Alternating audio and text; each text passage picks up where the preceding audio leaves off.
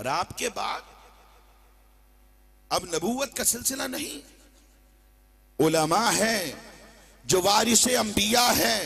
अल उलमा वरसतुल अंबिया, क्योंकि वो इल्म जो मुस्तफ़ा ने दिया है, वो कुरान जो मुस्तफ़ा ने दिया है, वो शरीयत जो मुस्तफ़ा ने दी है, वो दीन इस्लाम जो रब का पसंदीदा दीन है। और कुरान कहता है वरदीतु लकुमुल इस्लाम दीना, अल्लाह का पसंदीदा दीन दीन इस्लाम है। वो दीन रब कायनात ने हमें बवसीला मुस्तफ़ा दिया है।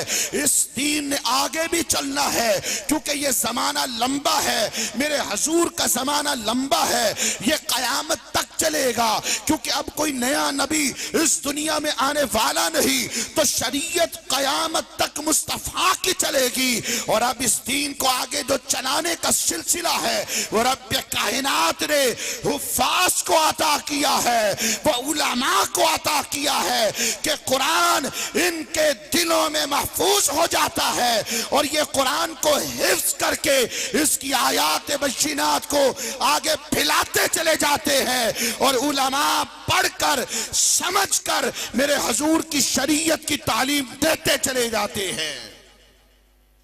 दुनिया की कोई किताब ऐसी नहीं कि ज़ख़ीम हो और उस किताब को हिफ्ज कर लिया जाए लफ्ज ब लफ्ज। ये कुरान वाहिद किताब है, छोटे छोटे बच्चों के सीनों में महफूज हो जाती है। ये वाहिद किताब है जिसका नूर ऐसा है कि जो इससे मोहब्बत करता है ये खुद उसके दिल में उतर जाता है।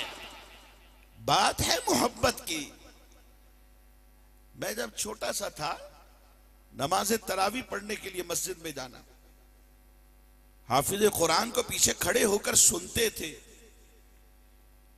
एक सिपारा सवा सिपारा तो वो ऐसे ही पढ़ जाते थे, और लगातार उनका मुसलसल पढ़ना इस बात की मोहब्बत पैदा करता था कि हम भी इसे याद करें।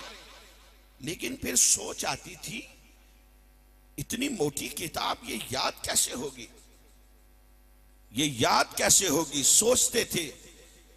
अल्लाह की तरफ से फिर एक और सोच आती थी कि अगर ये हाफिज कुरान जो पढ़ रहे हैं, मुसल्ला इमामत पे तरावी सुना रहे हैं, अगर ये याद कर सकते हैं अल्लाह की तौफीक से, तो हम भी अगर कोशिश करेंगे तो रब्बे कायनात के हाँ उसकी रहमत में कोई कमी नहीं है। उसके फजल का सवाल करो तो मिल जाता है। आज अगर हम भी कोशिश करेंगे तो दिल में उतर जाएगा। वक्त गुजरता रहा, रब ने कुरान की दौलत से नवाज दिया। ये याद करना इतना मुश्किल नहीं है,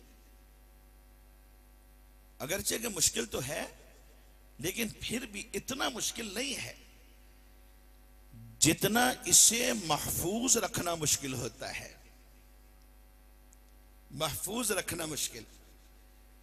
मैंने हदीस मुबारक पढ़ी तो मैं काफी देर पढ़ पढ़ के उसे दिमाग में दोहराता रहा कि हदीस मुबारक इस तरह थी कि कुरान जैसे एक जानवर है ना, उसे अगर आप रस्सी से बांध दें